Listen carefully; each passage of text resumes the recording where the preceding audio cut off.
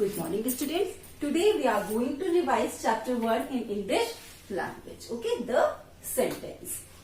Interchanging of simple complex in compound. So, before changing the simple complex in compound, we should know which type of sentences are simple complex in compound.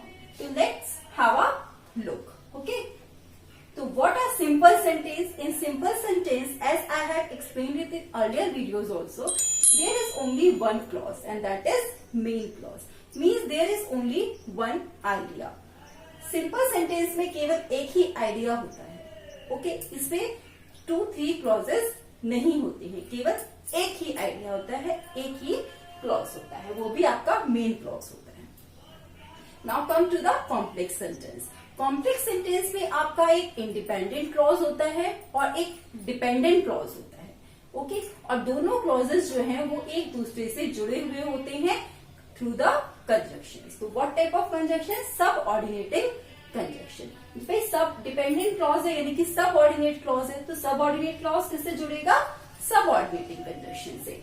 Okay, अब सब ऑर्डिनेटिंग conjunctions कौन कौन से होते हैं ये मैंने आपको पूरी जो सेंटेंस की पीडीएफ प्रोवाइड कराई हुई है, ठीक है, जो आपको अपनी नोटबुक पे नोट डाउन करना है नोट्स, उसमें ये सारे कंजक्शंस लिखे हुए हैं and you have to learn that whether, after, thou, although, who, whom, because, where, how, that, etc. There are so many subordinating conjunction that is used under the conditions. किस तरीके की condition है sentence में, कैसा क्या पूछा गया है और क्या कंजक्शन आप यूज कर सकते हैं. The conditions are different.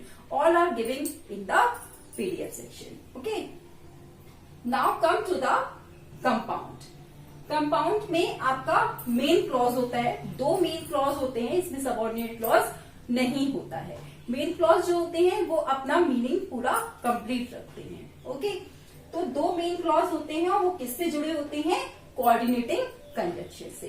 Coordinating conjunctions को याद करने की ट्रिक मैंने आपको बताई थी. Fan boys, FANBOYS, fan boys. Okay, तो that you can see in the PDF. तो यहाँ पे हम देखते हैं कि कैसे हम एक सिंपल सेंटेंस को कॉम्प्लेक्स सेंटेंस में कन्वर्ट कर सकते हैं. Adil came at 10 AM. Okay, it is simple. Adil 10 बजे आया. ये एक सिंगल आइडिया है, मेन क्लॉज है. अब मैं इसको कुछ और वर्ड्स को ऐड करते हुए सबऑर्डिनेटिंग कंजक्शन का यूज करते हुए कॉम्प्लेक्स में चेंज कर सकती हूँ.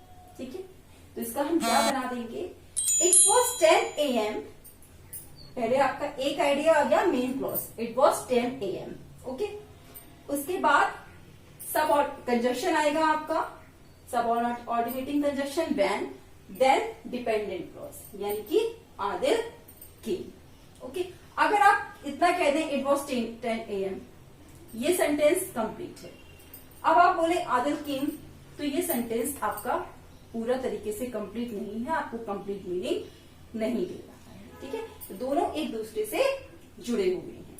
तो it was 10 AM when Adil came.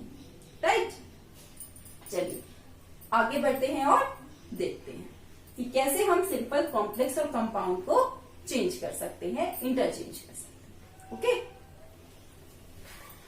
Now with one sentence I will clear simple, complex and compound, how to convert simple, complex and compound. Okay, the sentence is being tired he went to bed. Okay, थका होने की वजह से वो बिस्तर पर सोने चला गया. अब इसी सेंटेंस को हम कॉम्प्लेक्स में भी लिख सकते हैं और कंपाउंड में भी लिख सकते हैं. Okay, कैसे?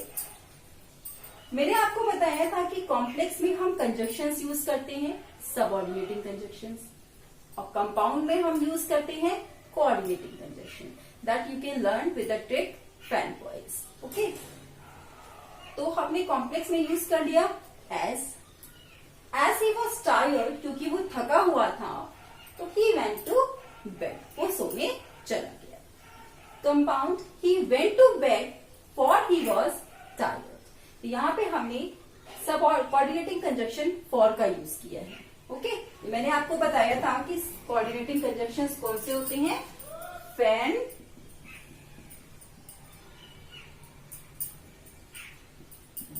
ठीक है, यहाँ पे आप F से for, A से and, N से not, B से but, O से or, Y से yet और H से so. Okay, I have video written this. Okay, so I hope the interchanging of simple, complex and compound is clear to all of you. Still you have any problem, you can ask me in the live